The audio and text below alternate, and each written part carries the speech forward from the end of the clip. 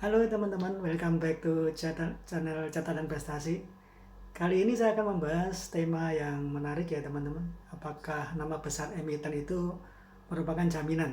Ya, kita sering mendapati beberapa emiten harganya itu tidak naik-naik teman-teman. Nah, kali ini saya akan bahas dengan study case. Oke, tidak perlu berlama-lama, kita mulai setelah yang satu ini.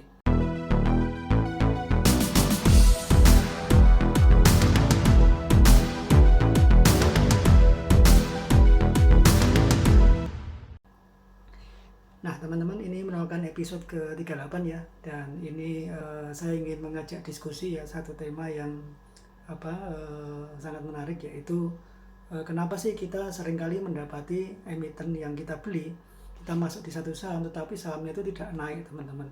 Nah ini merupakan pertanyaan besar ya, apakah dengan demikian fundamental itu tidak berlaku ya di capital market teman-teman. Nah, saya akan mulai dulu dengan pengertian ini teman-teman, bahwa investasi saham itu bisa menghilangkan sebagian atau seluruh modal kita jika kita tidak pahami dan kenali dulu resikonya ya. Dan selalu kita terus berlatih terus ya teman-teman, dan belajar tanpa henti supaya kita punya basic ilmu yang memadai teman-teman ya. Nah, ini ada things to think ya teman-teman ya. Jadi ada tiga pertanyaan besar ya yang perlu kita jawab dan kita buat bahan diskusi hari ini ya teman-teman. Yang pertama teman-teman, apakah nama besar emiten itu bisa jadi jaminan ya teman-teman. Nah, kenapa sih beberapa emiten dengan nama besar itu harganya nggak naik-naik? Sebaliknya ada emiten-emiten yang tidak terlalu terkenal teman-teman ya, tetapi harganya melesat ratusan bahkan ribuan persen teman-teman. Apakah ada yang salah teman-teman di dalam fundamental yang seringkali kalau profil kita investor, maka kita berpendapat bahwa satu-satunya yang kita pegang adalah kinerja teman-teman. Lalu pertanyaan yang kedua ya, apakah fundamental jelek harganya jelek teman-teman ya. Nah, nanti kita akan lebih dalami lagi dengan data ya, dengan contoh study case ya teman-teman ya. Lalu yang pertanyaan yang ketiga teman-teman, apakah fundamental bagus harganya bagus. Nah, tiga pertanyaan ini saya akan coba jawab dengan disertai data teman-teman. Nah, nanti di akhir dari video ini ada pendapat saya secara pribadi ya teman-teman.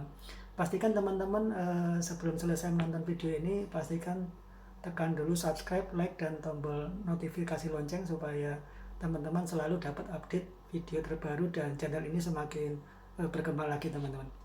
Nah, ini study case yang pertama teman-teman, yaitu emiten dengan kode GIAA ya, Garuda Indonesia. Siapa sih yang tidak kenal emiten ini ya? Ini emiten penerbangan dan kita tahu ya, saat ini pandemi sudah hampir kurang lebih 2 tahun ya teman-teman, dan emiten ini sangat terpukul sekali dengan adanya pandemi. Nah, ini grafik ya, saya ambil monthly dari sejak tahun 2011 teman-teman ya. Tahun 2011 kita lihat harganya cenderung sideways ya. Kalau kita lihat ini ada resistennya, kemudian yang garis biru ini adalah support dan resistennya teman-teman. Nah, kalau kita lihat di sini emiten ini harga IPO-nya waktu itu adalah Rp750, dan harga sekarang, harga close pada saat video ini dibuat yaitu Jumat kemarin, yaitu Rp222 teman-teman. Dan kita lihat di sini pergerakannya tidak terlalu selama tidak naik-naik ya teman-teman ya. Bahkan ini volumenya juga tidak stabil ya teman-teman. Nah, kalau kita lihat dari price performance teman-teman, ini merah semua teman-teman. Ini menunjukkan bahwa harganya sangat berfluktuasi dan bahkan jatuhnya di bawah harga IPO teman-teman. Nah, pada saat kalau kita lihat price barrier-nya dari data RTA ya, selama 2 bulan ini tidak bergerak teman-teman. Dan kalau kita lihat, kita baca newsnya dari GIAA ini, mereka sedang merencanakan untuk menggarap lini bisnis baru, untuk mengembangkan ya lini bisnis, yaitu kargo ya teman-teman. Kita lihat bahwa kargo ini mereka anggap ada potensi kenaikan, dan memang kenyataannya di dalam industri kargo atau industri kurir ya, itu memang semakin masih bisa membukukan laba ya teman-teman ya di masa pandemi ini teman-teman. Nah, ini kita lihat harganya cenderung sideways ya selama dari grafik monthly ini teman-teman. Dan kalau ini sekarang ada di MACD-nya negatif ya. Dan kalau kita lihat range harganya dari terendah sampai tertinggi itu dari 297 ke 594 teman-teman. Tidak pernah menyentuh harga IPO-nya teman-teman. Nah ini sedih sekali teman-teman ya, kalau teman-teman pegang saham ini selama beberapa tahun ya, dari 2011 bahkan sampai saat ini ya tidak dijual-jual begitu, maka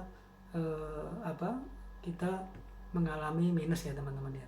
Dan ini memang kalau kita trading di saham ini, kita beli di sini dan jual di sini, yang asal kita tahu momentumnya, beli di sini dan jual di sini, maka tetap bisa membukukan cuan teman-teman. Tapi yang saya bahas ini adalah sesuatu tema, yaitu nama besar itu bukan jaminan teman-teman ya.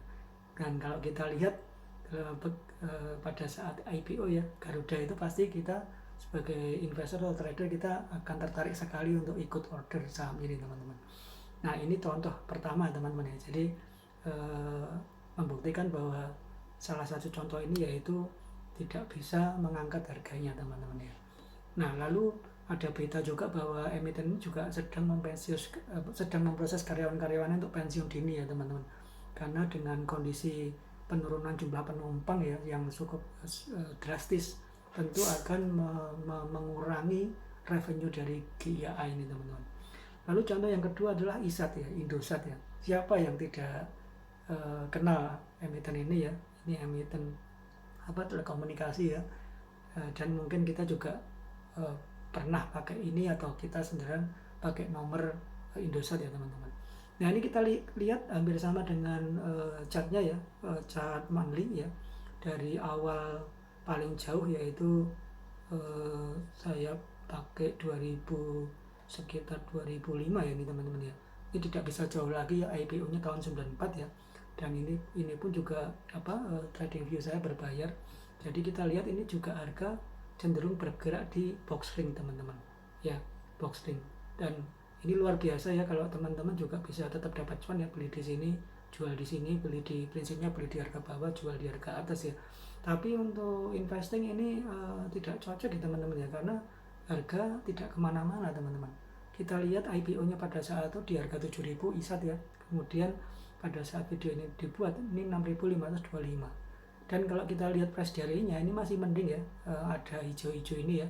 Jadi artinya pergerakannya dalam setiap hari atau satu minggunya itu masih ada pergerakan naik ya, walaupun ini cukup aktif juga ya teman-teman. Dan kalau dalam price performance ini selama satu hari, satu minggu, satu bulan, 3 bulan, 6 bulan, bahkan 5 tahun itu membukukan return yang tipis ya teman-teman ya, 5% ya. Nah ini kalau kita hold ya, tapi kalau kita trading tentunya ini menarik sih teman-teman, asal teman-teman bisa menemukan momen entry yang tepat teman-teman. Dan sekali lagi ini membuktikan bahwa nama besar ya, bukan jaminan ya, ternyata harganya juga tidak melebihi harga IPO ya, walaupun ini sempat menyentuh paling tingginya 8450 ya teman-teman, sempat menyentuh di atas harga IPO namun hanya sebentar teman-teman. Dan ini range-nya pernah jatuh ke 338 teman-teman, sangat fluktuatif sekali. Dan saham yang fluktuatif seperti ini memang cocok buat trading ya teman-teman ya. Nah lalu yang contoh ketiga, ini saham sejuta umat yaitu Bumi Resources ya, TBK. Ini emiten pertambangan ya. Kalau kita lihat harganya tidur panjang ya teman-teman ya, tidur panjang dari area gocap ya teman-teman. Dan kalau kita lihat ini ya, ini luar biasa ya, sampai dibanting pernah di sekitar tahun 2007 ya. Padahal pada saat IPO dulu dia di harga 4.500 dan dia listing di 30 Juli 90 teman-teman. Kita lihat ini penurunannya luar biasa, dan sampai hari ini dia masih di level gocap ya teman-teman ya, yaitu 54, dan sempat pernah bergerak naik di 60-an ya teman-teman, namun tidak bertahan lama teman-teman. Bagaimana dengan price performanya, price diary-nya kita lihat di sini dalam selama 2 bulan terakhir ya, turunnya dengan naiknya itu lebih banyak turunnya teman-teman. Jadi volatil sekali. Dan kalau kita lihat price performance, dia hanya membukukan 6% selama gain 1 tahun ya teman-teman, dan bahkan 5 tahun masih 6%. Dan kalau kita lihat range rate ini, teman-teman bisa sangat jenuh ya teman-teman kalau investasi di saham ini. Jadi ini bukan rekomendasi yang baik untuk kita investasi ya. Dan untuk trading pun juga resikonya sangat besar teman-teman ya, karena bergerakannya hanya di 50, 55, 50, 60 dan begitu seterusnya teman-teman. Lalu emiten yang berikutnya yaitu Bata ya teman-teman. Ini emiten pabrikan pembuat sepatu ya, dan merek ini juga sangat terkenal ya, kita juga tahu teman-teman. Dan kalau kita lihat ini harganya masih mending ya, chartnya ya, ini chart monthly masih dia sempat naik luar biasa tapi kemudian turun dan sekarang ada di kondisi sideways. Dan emiten Bata ini harga IPO-nya yaitu 1275 dan dia listing di tahun 82 teman-teman. Dan ini kelihatan sekali chartnya tidak rapi ya teman-teman. Jadi ini likuiditasnya juga kecil ya dibanding yang dua emiten sebelumnya. Dan perhatikan volumenya juga naik turun dan cenderung sepi ya teman-teman, cenderung kecil pergerakannya. Lalu kita lihat price daily-nya selama 2 bulan dia lebih banyak merahnya ya teman-teman, artinya lebih banyak terkoreksinya ya teman-teman. Namun kalau secara price performance selama 3 bulan, 6 bulan dan sampai 1 tahun itu masih membukukan capital gain teman-teman. Walaupun ini memang cukup tinggi ya, tapi holdnya sangat lama sekali teman-teman. Dan kalau kita lihat 5 tahun itu justru capital loss ya teman-teman, yaitu minus 21,11% teman-teman. Nah ini juga sama ya. Jadi kasusnya yaitu emiten ini sangat terkenal ya, kita tahu, tapi kenapa sahamnya juga tidak bergerak ya. Bahkan sekarang di harga 725 belum melampaui harga IPO-nya. Dia sempat menyentuh ya ini tailnya panjang sekali di 2010 ya teman-teman ya, di level harga 2010, namun saat ini justru bertahan di 700-an teman-teman. Dan ini kalau masih kuat ya teman-teman di area sideways ini support kuatnya di 535 teman-teman. Nah kita lihat aja apakah saham ini bisa turun ke 535 kayak beberapa tahun sebelumnya atau tidak teman-teman. Lalu emiten berikutnya yaitu POWR. Nah ini contoh saham yang berfundamental bagus. Tadi pertanyaan ketiga itu saham yang berfundamental bagus, apakah harganya juga bagus ya teman-teman. Dan kita lihat ini juga menarik sekali chartnya ya di time frame weekly ya teman-teman. Karena kalau time frame monthly terlalu pendek, karena ini emitennya juga belum lama IPO, yaitu di harga 1.500 di 14 Juni, listingnya di 14 Juni 2016. Kita lihat ini membentuk downtrend channel teman-teman ya. Jadi harga bergerak tektok ya. Kalau kita lihat pakai wave theory ya, ini harganya membentuk ABCD atau 1, 2, 3, 4, 5 teman-teman ya. Dan kalau kita lihat ini harga belum kemana-mana ya teman-teman, masih di level 615.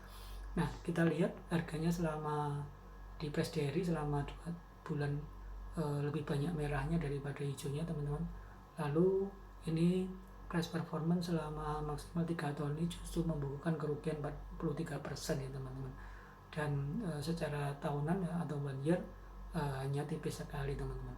Namun emiten ini memang kalau saya lihat tipikalnya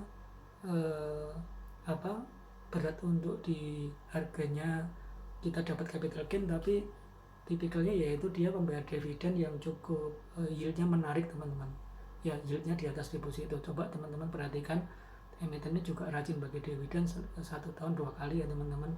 Jadi emiten ini cocoknya yaitu memang untuk disimpan dan menghasilkan dividen teman-teman ya. Nah ini contoh yaitu fundamental bagus tidak selalu harganya bagus teman-teman. Lalu contoh berikutnya, nah ini adalah pertanyaan kedua, apakah fundamental jelek harganya juga jelek. Dan ternyata satu contoh ini bisa memberikan kita cerita ya teman-teman ya. Harganya sempat tidur panjang, kemudian dia tiba-tiba di sekitar tahun 2020 ya, pada saat itu ada Gojek masuk, kemudian dia memang sedang merencanakan juga menjadi bank digital ya teman-teman, dan mengejar modal inti sebagai kewajiban yang ditentukan OJK teman-teman. Ini harganya terbang luar biasa. Nah ini kalau ada teman-teman pegang di harga 132 dan terus hold ya, masih kuat hold ya sampai belum dijual, maka ini sudah kaya ya teman-teman ya, karena harganya melambung ke 16.000. Nah ini luar biasa teman-teman ya, dia emiten baru 4 tahun harganya sudah istilahnya mengalahkan emiten big caps teman-teman ya. Nah sekarang perbandingan fundamental dari contoh-contoh tadi teman-teman, saya perlu lihat dulu yang pertama adalah yang rasio DER ya teman-teman. Dari data ini nanti akan terlihat rasio DER-nya tinggi atau rendah, kemudian ROE, dan saya pakai hanya 2 metrik ini, kemudian metrik berikutnya untuk perbankan teman-teman ya. Nah kita lihat di sini GIA DER-nya tinggi sekali ya teman, bahkan ini minus, artinya ekuitasnya minus ya teman-teman ya, dimana ROE-nya juga cukup tinggi ya. Ini merupakan data laporan keuangan kuartal kedua ya teman-teman ya, yang saya ambil dari iPod. Kemudian ISAT juga utangnya hampir 3 kali lipat ya, 2,79 kali dengan ROE 30,17%. Lalu Bumi DER-nya cukup tinggi 26,18 kali ya teman-teman ya. Kemudian dengan ROE minus, ini artinya masih membukukan kerugian. Kemudian Bata DER-nya sangat kecil ya teman-teman ya, di bawah 1 ya, tapi ROE-nya negatif, artinya perusahaan ini masih membukukan kerugian. Lalu POWR ya, DER-nya cukup bagus ya, kurang dari 1 kali, dan ROE-nya memang cukup tipis ya, tapi ini masih oke lah teman-teman ya. Nah kemudian Arto ROE-nya minus, artinya berarti Arto ini masih membukukan kerugian selama beberapa tahun ya teman-teman ya. Dan kita lihat CAR-nya juga dalam kondisi ya cukup sehat ya, tapi kita lihat bukan hanya CAR, ada NPL, ada NIM, ada macam-macam ya, ROA, ROE, ada rasio bobot dan sebagainya. Saya tidak tampilkan karena nanti terlalu panjang teman-teman ya. Nah dari sekelas ini ada fundamental bagus, fundamental jelek, tapi harganya tidak sejalan. Padahal sering kita dengar bahwa kalau kita di profil investor, kinerja itu tidak akan jauh dari harga, itu tidak akan jauh dari kinerjanya. Apakah betul seperti itu teman-teman? Nah ini kesimpulannya teman-teman. Ada 3 poin of view yang ingin saya sampaikan ya, yang ingin saya diskusikan ya teman-teman ya. Yang pertama, penggerak harga itu adalah pelaku pasar teman-teman. Suka nggak suka ya teman-teman. Saya di catatan investasi bukan pro bandarmologi ya, tapi kita harus rasional ya. Kita investor juga harus melihat dari semua sisi. Kita harus akui bahwa penggerak harga itu adalah pelaku pasar. Pelaku pasarnya ini siapapun ya teman-teman, yang punya dana besar, yang seringkali disebut bandar atau big fund ya, kemudian institusi, investor retail ya, trader retail dan sebagainya. Karena memang harga cenderung yang menggerakkan pelaku pasar ya. Kadang-kadang news pun juga keluarnya terlambat, sehingga kita bisa katakan bahwa harga sudah bergerak lebih dulu naik, kemudian newsnya baru keluar, baru dibahas oleh analis-analis saham teman-teman. Lalu poin kedua yang ingin saya sampaikan yaitu dengan data-data tadi kita harus kita disadarkan bahwa kita harus disiplin dalam membatasi kerugian teman-teman. Ya sekali lagi ini adalah pasar saham adalah bicara tentang dagang ya teman-teman ya. Jadi antara harga dan kinerja itu menurut saya adalah 2 kamar yang berbeda ya, dimana kinerja adalah kamar tersendiri, dimana perusahaan yang bagus ya kemudian nanti akan pengaruh ke harga ya, sejalan tetapi tidak selalu demikian, karena kamar yang satunya ini adalah berbagai pelaku pasar dengan sejuta pemikiran teman-teman, sejuta tujuan dan sebagainya teman-teman. Dan kalau mereka mau menggerakkan harga di satu emiten ya itu memang terserah mereka teman-teman ya. Memang kadang-kadang sentimen positif atau sentimen negatif tidak selalu langsung berpengaruh kepada sahamnya, walaupun juga sektor juga bisa berpengaruh, kondisi ekonomi bisa berpengaruh. Tapi sekali lagi kita lihat bahwa dengan adanya data-data tadi, kalau kita tidak disiplin untuk membatasi kerugian, maka investasi kita atau trading kita hasilnya tidak akan bagus ya. Nah ini ciri yang paling menonjol atau yang banyak dilakukan oleh para trader ya teman-teman. Kebanyakan kita ini adalah berani rugi takut untung teman-teman ya. Banyak para trader yang bilang begitu, dan itu betul teman-teman. Betapa kita ini ketika cuan tipis kita sudah bungkus ya, kemudian ketika kita loss kita malah tahan. Nah ini mengakibatkan portofolio kita nggak bisa bertumbuh teman-teman. Nah jadi trader dan investor pun juga harus punya cut loss ya teman-teman ya. Saya pun juga punya area cut loss teman-teman ketika saya investasi maupun trading ya teman-teman. Karena kalau nggak punya area cut loss maka modal kita akan habis teman-teman ya. Nah lalu yang ketiga, point of view-nya adalah tidak ada yang pasti di capital market teman-teman. Jadi ingat bahwa market itu adalah guru ya, selalu benar. Kita tidak bisa melawan market, dan oleh karena itu dari 3 point of view itu saya merangkumnya yaitu bahwa analisa kita, kemudian strategi kita itu harus fleksibel, tidak bisa kaku teman-teman. Kita tidak bisa hanya belajar satu ilmu saja, kita istilahnya kaku di satu ilmu itu bahwa satu ilmu betul ya. Kita harus pelajari juga ilmu-ilmu lain sehingga investasi kita itu menjadi investasi portofolio yang bertumbuh.